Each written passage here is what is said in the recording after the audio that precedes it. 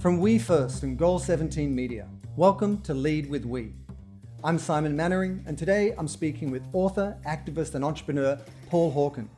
And we'll be discussing how, together, we make the critical transition to a regenerative economy by serving the restorative power of the natural world to heal our future, by seeing today's most pressing social and environmental challenges as powerful opportunities for collaboration and innovation, and by following the actionable roadmap laid out in his new book, Regeneration. Paul, welcome to Lead with We.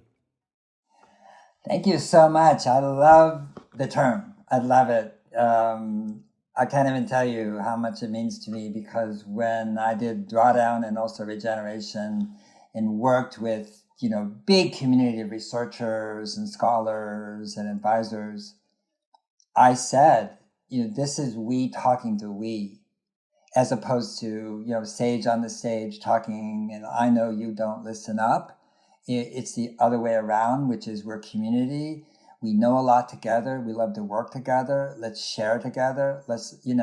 And that's it. So when I said lead with we, I said, oh yeah. I really appreciate you saying that, because I think a lot of the stress or tension around what we're going to talk about today comes from this sort of false separation, this binary idea where it's me against you, us versus them, male versus female. Would you say that's fair? More than fair. I think that what has crept into our politics, into our economics, into our beliefs, our cultural beliefs, and into the climate world as a whole, very much so, is othering. And we're othering each other. That's racism, that's anti-Semitism, that is obviously the Me Too movement and sexism. But it's also the climate movement, which is basically using words like we're going to fight, tackle, combat, it's a battle, we're going to mitigate. Nobody, Simon, wakes up in the morning and says, I can't wait to mitigate. They don't even know what it means. Right. And so what we have done in our languaging about climate is about really global warming, actually. But what we've done is separate human beings from it as if it was out there somewhere, and our job is to fix it, and there's no it, because the way we're thinking about it is the problem itself.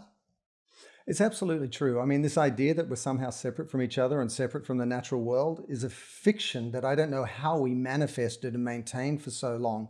But I want to step back for a second. And, you've been a thought leader out front, inspiring folks for so many decades now. But I'm often intrigued by, where did your journey begin? Like, as someone who's a leader today. My journey began outside when I was 4 or 5 years old, 6 years old. And in my house, it wasn't safe. I mean, boo-hoo-hoo, I don't go into that. But I'm just saying I was not safe inside my home. And so I went outdoors. As far as much as I could, as often as I could, I went outside. And here's the interesting thing about that. If you're 3, 4, or 5 years old, you can master the inside of a house in a couple hours. The light switches, the refrigerator, if you have a TV, turn it off and on, whatever. I mean, you're done. If you go outside, which I did, and sat outside, walked outside, you don't know what's going on. And you don't know the names of things. You don't know who's making that sound. You lift up a rock and things are crawling away. There's, don't know what they are, where they're going. There were snakes outside, like, what is that snake and where is it going? Where does it live? It goes on and on and on. So what developed in me, Simon, was curiosity. Like you go outside and you don't know anything. There's a leaf. What is it? What kind of tree is it? What are those berries on the tree? Are they good or are they poisonous? All that sort of stuff. And for me, you could spend 10 lifetimes outside and not understand what's going on, but you can study it. You can, embrace it. And I always felt safe outside. Right. And that's the interesting. I think that was really the turning point. I think, feeling safe outside is an idea that we've lost. I think sometimes we huddle together in fear in cities. And as you say, we other each other. And they're all symptoms of a larger fear-based mentality, which works against an inclusive idea, which is so critical to what we're talking about today and your new book, Regeneration, and so on. But like from that beginning, you then went on to really commit your life to it. You wrote The Ecology of Commerce that, business leaders like Ray Anderson said was like a spear in the chest and really transformed their business and by extension, their industry. Natural capitalism. You founded Project Drawdown, which is a non-profit that really researches global warming. Plus, you've been an entrepreneur yourself. You've had Smith and Hawkins, you've had, wholesale food company, you've had One Sun. So, you're uniquely positioned at the intersection of all of these different sort of turning points or sort of thought leadership streams in and around the impact of humanity on the planet. We've now reached a unique moment in time where, much like the IPCC report declared, it's code red for humanity, where we're at a point of crisis and we're one of two responses. We can either show up meaningfully, collectively, inclusively, or we can sort of, capitulate in some ways and throw our hands up and point at each other and blame each other. Now, how would you characterize this moment through the lens of the last 5 decades that you live? Is it our last and only attempt to course correct before things are irrevocable? Or do you feel like this is actually a positive turning point and we can build on something very positive that's already underway? That's a really good question. I mean, there's two things that are going back 50 years and what I would call in the last few weeks, the release of the 6th assessment of the Intergovernmental Panel on Climate Change, Code Red, occurring at a time when the Northern Hemisphere was basically on fire. Siberia, Greece, Spain, Canada, United States, California, and interestingly, fires in many cases that we couldn't put out. In other words, and when I was a lad, I went to high school in the Sierra Nevadas here in California, and we would be called, with fires, to go out and work the fire lines, and people know what they're doing and no one liked it, but you knew what you're doing. You never had the sense that this fire could get out of control. You knew how to ring fence it, how to, control all that sort of stuff. Now it's so dry and the winds are so different than they were when I was growing up. The wind is different. People don't talk about that enough, and what you're trying to do is make sure you don't get killed. And what you're trying to do is make sure that you can save as much as you can save downwind. So it's a very different ecological regime we are in today than we are, say, 50 years ago or 30 years ago and so forth. I think what happened in the last 50 years, let's say, is that's when global warming came into the public sphere. Now, it was talked about, it was reported, there was news commentary about it, and basically all the way up until today, a very small group of people have known about it, noted it, written about it, talked about it, and have tried, and effectively, by the way, to take action. But it's a tiny, tiny, tiny minority of humankind.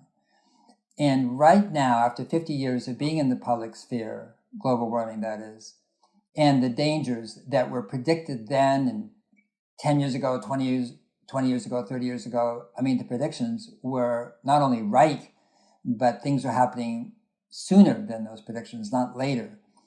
That even all that's happening, 98 to 99% of humanity is disengaged and not doing anything about it. And so my question isn't to point fingers and blame people and so forth, is to step back and say, wow, what was that massive failure of communication? What did it originate from? And it goes right back to what you brought out about, othering, about the separation, so forth. The language that was used was about just numbed people. At first it was about threat and fear, and the science justifies that, by the way, so it's not irrational. But there was like threat and fear, and then when activists took a hold of it and said, look at the science and say, then there was blame and shame and finger pointing, and then polar bears and calving glaciers, is imagery to somehow startle us in such a way that we did something. And the fact is, we know from neuroscience and brain 101, it doesn't work. Right. And it just turns people off. They go numb. And so you have about, like I say, 40 to 50, no one knows exactly percent of the world that actually understands that global warming is anthropogenic, but does nothing about it. They're sympathetic. And if they watch a documentary on Netflix, they think they've done something and so forth. And so that's what we have to address. How do we do that? How then do we communicate going forward? Because it has to be different than what we've done in the past. And that's what regeneration is absolutely about. And I want to get specific on that term regeneration, but it almost sounds like, and I agree with you, that this crisis is in a sense a good thing because it's really captured our attention. It's almost like humanity is guilty of kicking the can down the road until there's a moment of urgency. And we saw that with the pandemic when we were facing a challenge larger than ourselves. And it was really something that everyone had to pay attention to. We mobilized in ways that were unimaginable before. And so arguably, this point of tension or inflection that we're at is a good thing. And you characterize it now in terms of how we can end the climate crisis in one generation. And, I really want to call out, this is Paul's new book, Regeneration, Ending the Climate Crisis in One Generation. And there's an urgency to that. And that informs the whole roadmap. So let's start at the beginning. What does regeneration mean? It's one of those buzzwords that you're hearing more and more out there, but, just tease out some of the higher order themes within it, because I know it's a complicated idea. It is complicated and it's simple, both, from my point of view. And the reason, I knew I was going to write this book 5 years ago. So this is not like trying to converge. And I'm seeing, like you are, this word become very popular. And the reason I think it's becoming popular because regeneration is a burgeoning movement across the world. Most people think it applies to agriculture. Not. It does really saliently and importantly apply to agriculture. It applies to everything. Everything we do, everything we make, everything that we serve or get services that we get in return applies to culture, applies to just all aspects of human behavior. The definition I use for regeneration is putting life at the center of every act and decision. It's a very simple definition. And that is just an orientation, looking at what we do, what we think, what we buy, how we interact with each other, with the natural world, with the world of goods and services. And is that what we're doing? And what does that mean? So for me, regeneration is a word that actually has big arms. And the reason for that is sustainability was an interesting word, but I don't think it had big arms. And no one knew exactly what it meant anyway. Like, when did you achieve sustainability? It's like, is it a balance point? How do you measure it? Who's to say? All that sort of stuff is so ambiguous. Regeneration is a little different in the sense it's innate to being a human being. All 30 trillion of your cells right now are regenerating every nanosecond, or we wouldn't be having this conversation. So every human being is regenerating. Furthermore, everything we do, not everything, but basically what we do as living beings, we're a living being, we're a species, we're here on the planet, walking around. We regenerate ourselves, by breathing, our air, our water, our food, some people can't.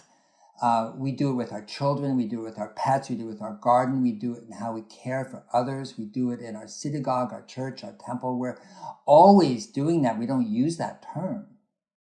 But life creates the conditions for life. And so what we are doing on a daily basis is trying to create the conditions for life. And what's happened is we have created inadvertently, mistakenly, an economic system that is the opposite. It's one that extracts life. It's extractive economy. And so if you follow the breadcrumb trail back and anything you buy and any service you receive, you will find that it is extracting life from the living world, from the oceans, from the land, from the forest, from the soil, and from people, by the way.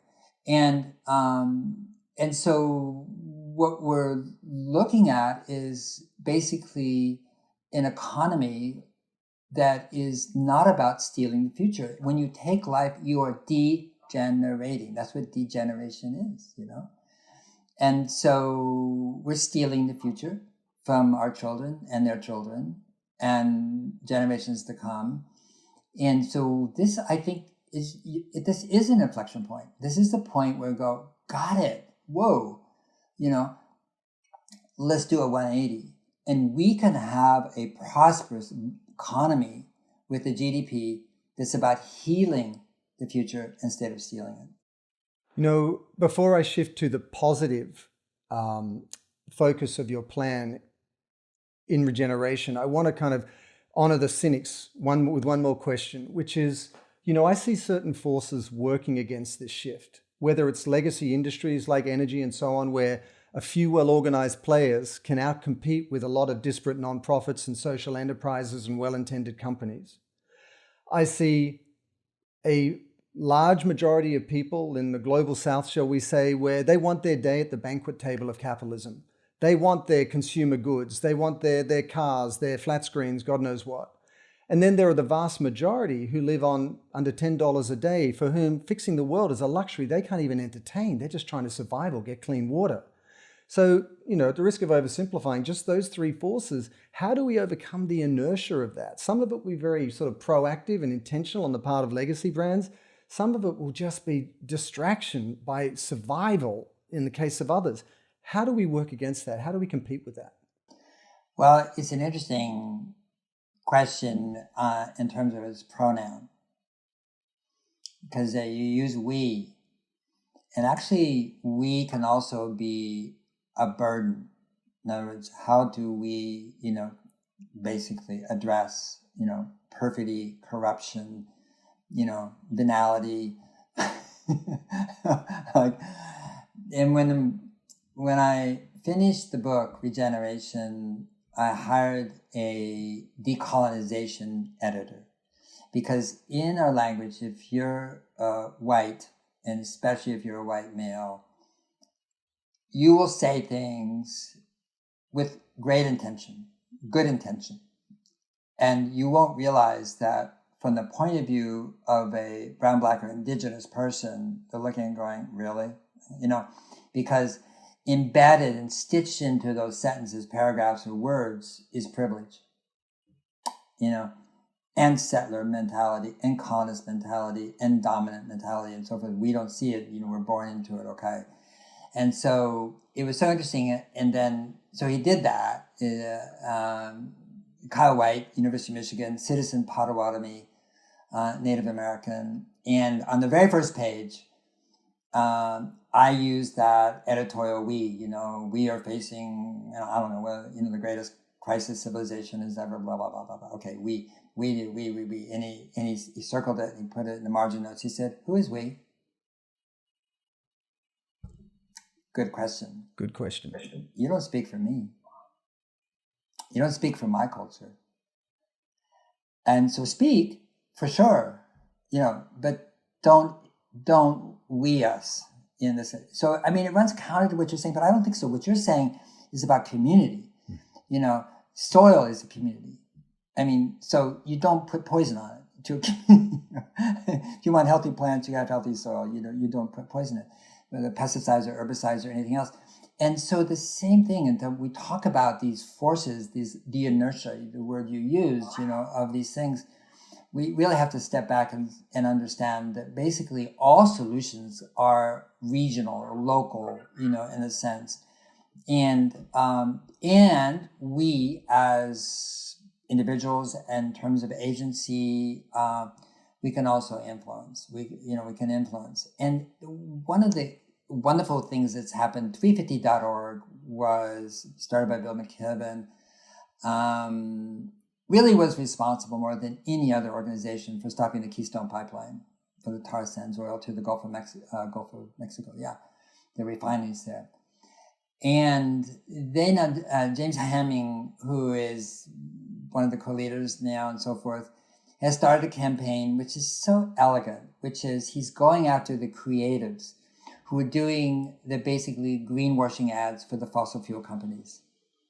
Natural gas is a clean energy, it's a transition fuel, or BP saying, oh, we understand the problem, we want to be part of the solution, and then assigning new oil leases, and and he's going after the agencies and the companies that use those agencies and saying, look, you're using agencies that are basically, like I said earlier about banking and finance, that are just, that are advertising for companies that don't get it and are destroying the world as we know it. And so those agencies, what are they going to do? If they have clients leaving them because they're advertising for Exxon and Chevron and BP, etc. Oh, and they have 6 other clients who are going, So again, we have these kind of puncture points, in society that we can identify and use our sort of moral weight, of what's going on, which you talked about earlier about this inflection point. To say, really, are you going to continue to do this? Because if you are, it doesn't make any sense, and we're going to publicize this, just like, and so I do feel like, and I don't want to go on too long here, but I mean, just say, and maybe we should go back to this, because 4.3 billion people do live on less than $10 a day, and they are crucial to our understanding and solving the crisis of global warming. We keep touching on the role of narrative here, or storytelling.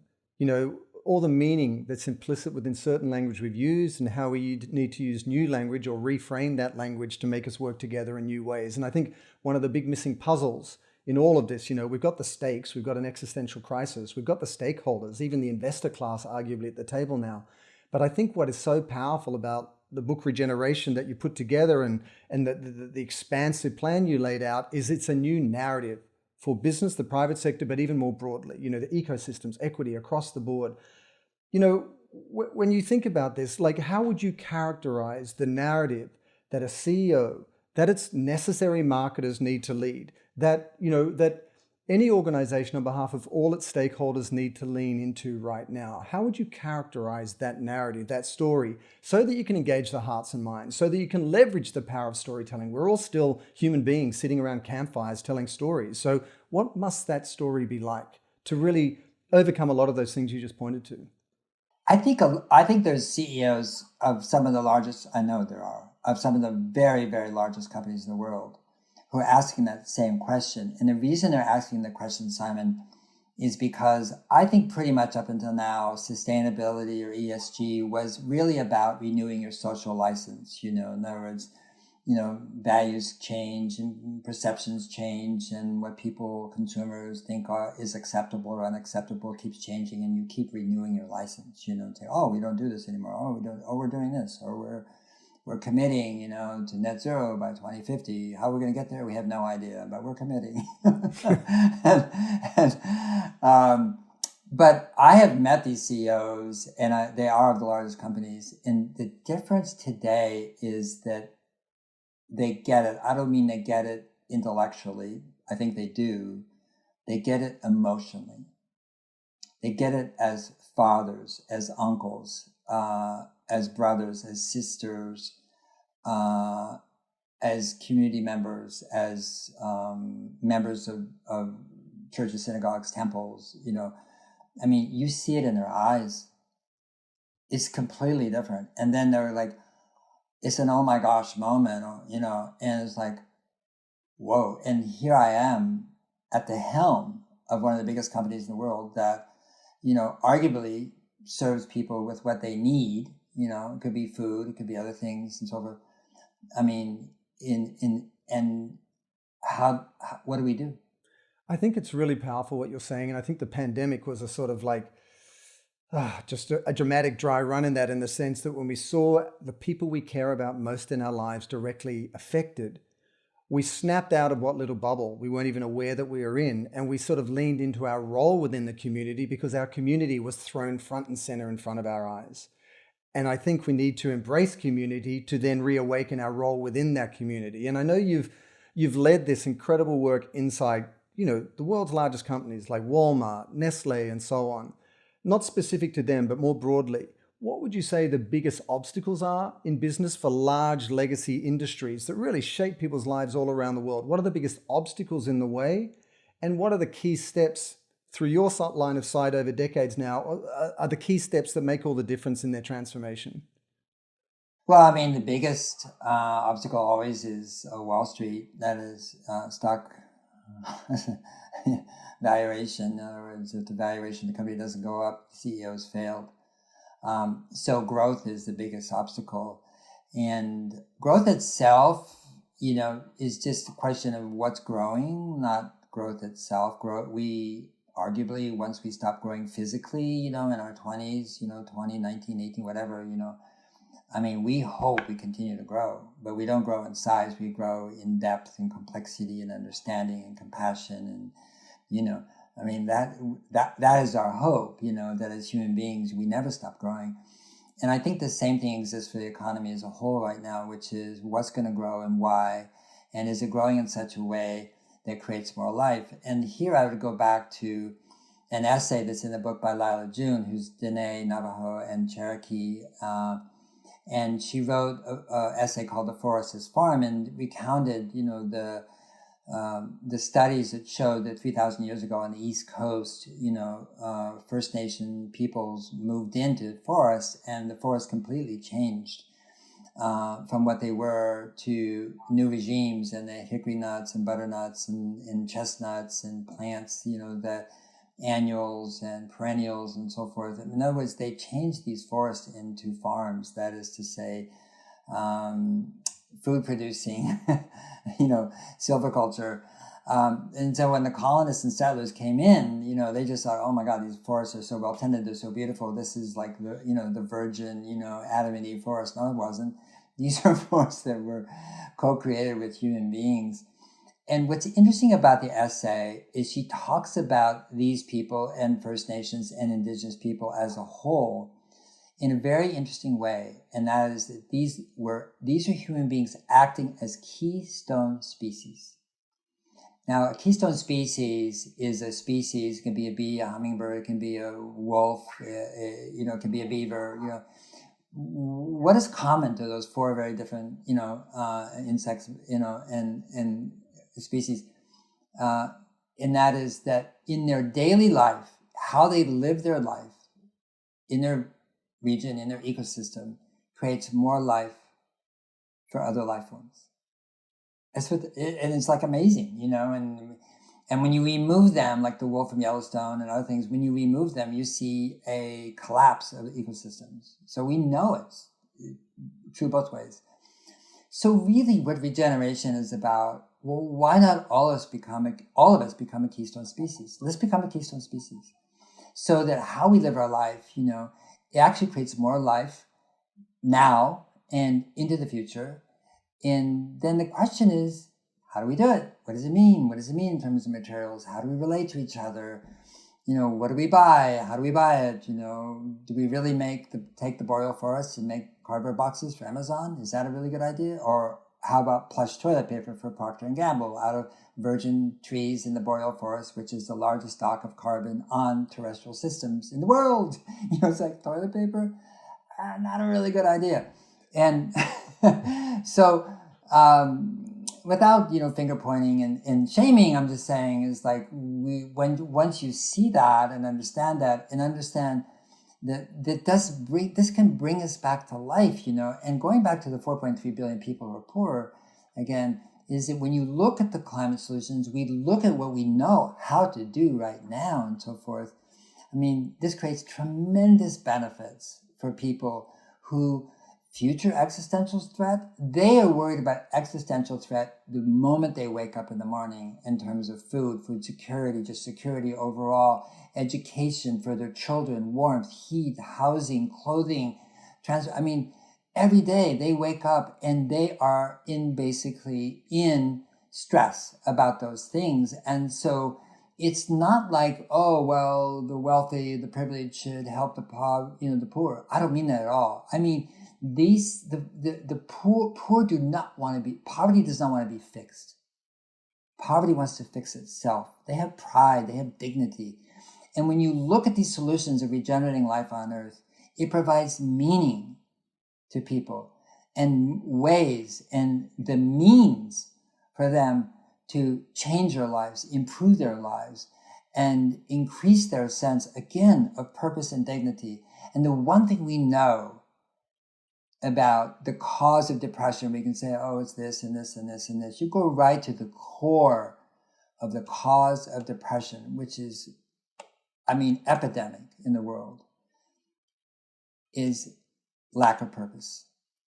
And I want to speak to that, because I don't think that is unique, obviously, to those you're talking about who are on the wrong side or suffering under the prosperity equation as it is right now. It's equally a problem, those who are arguably more prosperous. And it's so funny because it's almost like those who've benefited from the ways that things are right now have gone straight from sort of apathy about the issue to hopelessness.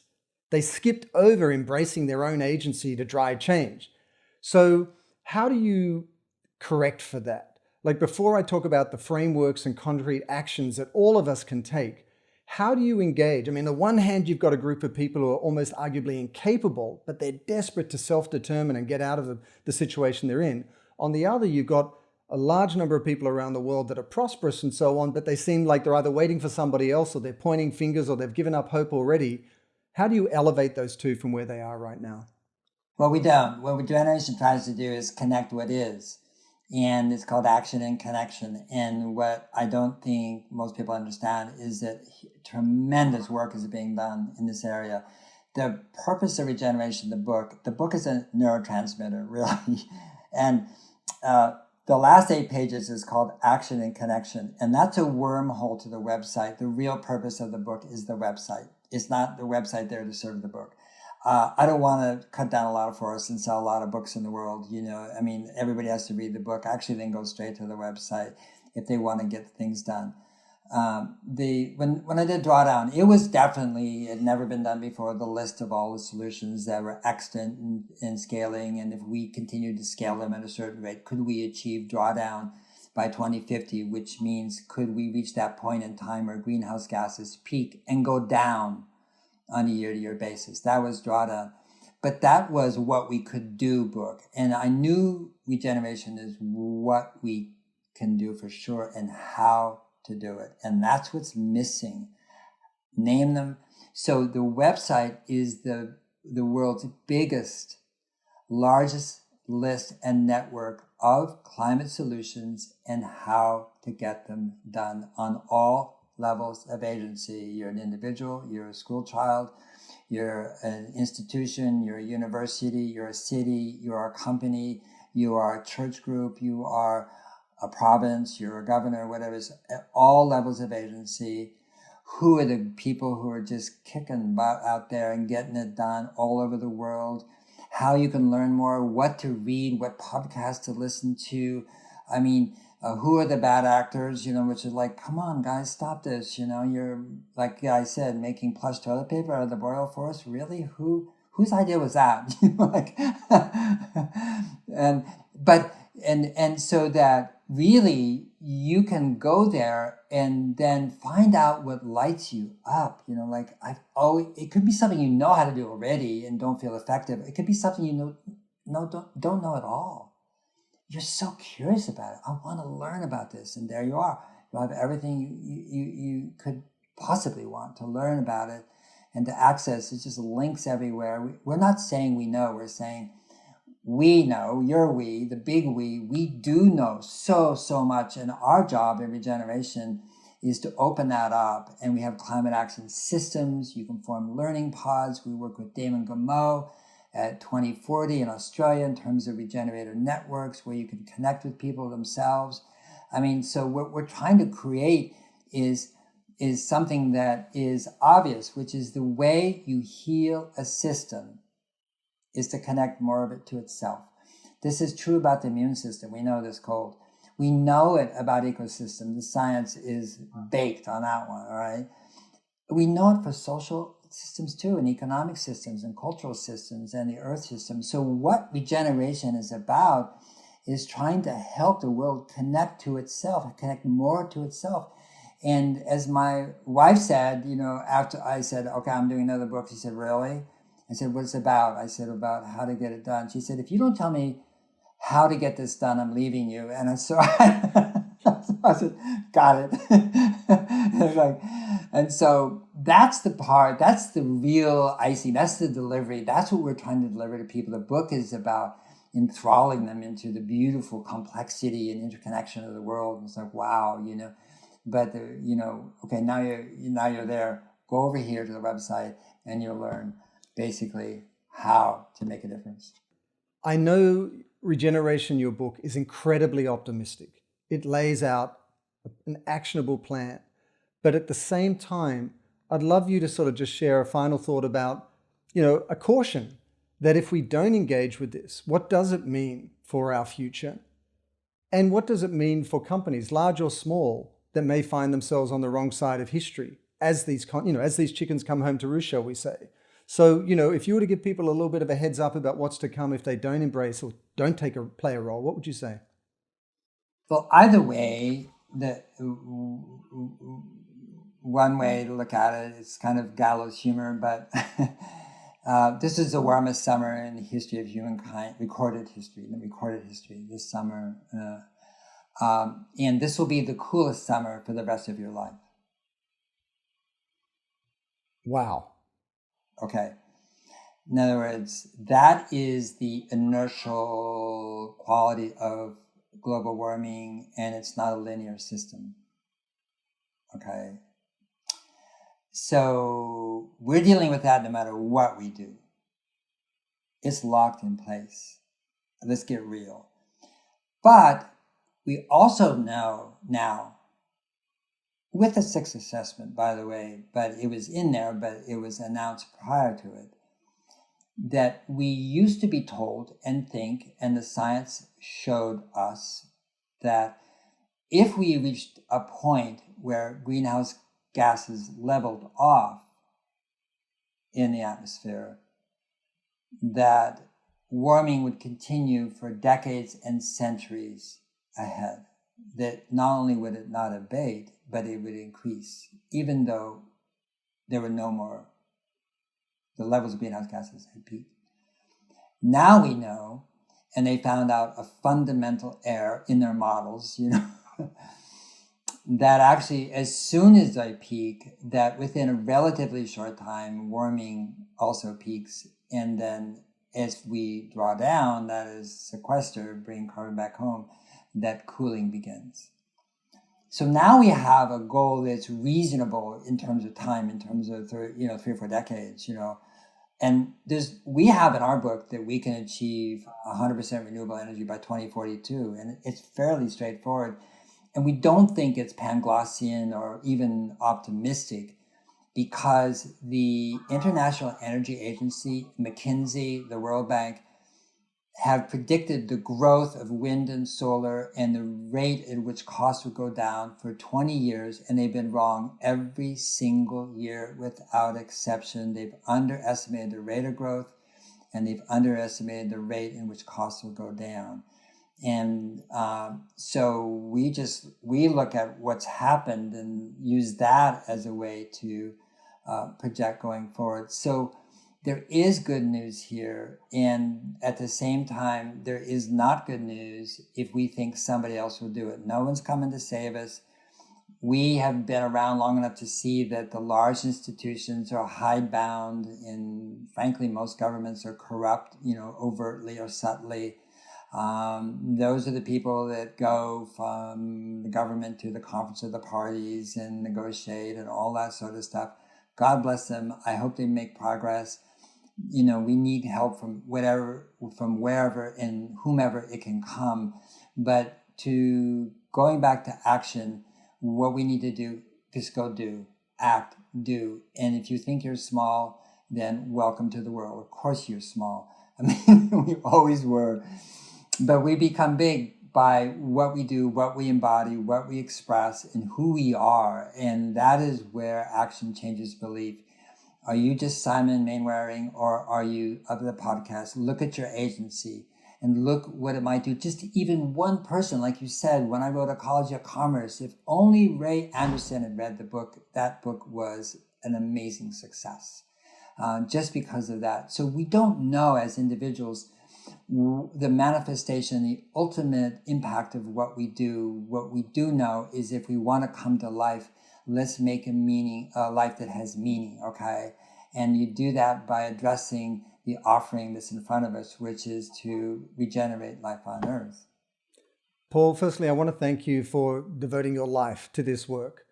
And more specifically on behalf of everyone, and also your wife, putting the book together that tells us how. And for those who can't see this, who are listening, I'm holding up Regeneration, Ending the Climate Crisis in 1 Generation. And even more specifically, grab the book and then go to the courses at regeneration.org. Find that particular vehicle, community, organization, way of showing up that's going to be meaningful to you, because that's ultimately healthy self-interest. You're going to find greater fulfillment in your own life. You feel like you're part of the solution.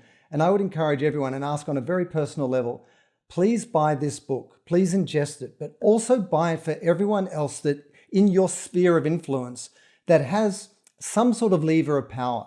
It might be your CEO, it might be a founder, it might be someone in charge of sustainability at your company. It might be everyone in your company. But to Paul's point, when we do this together, there is nothing we can't achieve. And the roadmap is here. So please do that, not only for our future, but for yourselves as well. So Paul, thank you so much for today, and just a pleasure to learn more from you. Thank you, Simon. And I would say the same to you, which is thank you for everything you're doing, for your mind, for your heart, for your scope, and for your dedication to each other, to our communities everywhere, known and unknown, and for generations who will never, ever, ever know anything about what we do, but will benefit by the actions that other people take right now, including ourselves. Thank you, Paul. Thank you. Thanks for joining us for another episode of Lead with We. You can find more information about today's guest, Paul Hawken, in the description below. And if you enjoyed this episode, give it a thumbs up and make sure you subscribe to this channel. Lead with We is produced by Goal 17 Media, and you can listen to the episodes on Apple, Google, or Spotify.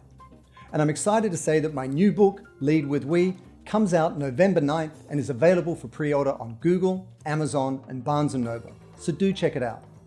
See you next week, and until then, let's all lead with we.